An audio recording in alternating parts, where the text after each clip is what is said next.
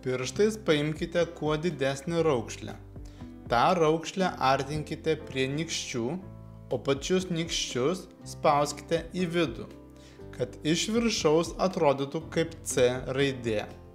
Padarykite visame juosmens plote.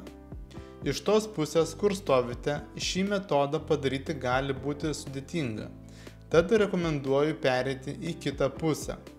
Padarykite 2-3 minutės vienoje juosmens pusėje, po to tiek pat laiko kitoje pusėje, ar ilgiau, taip kaip jūs norite.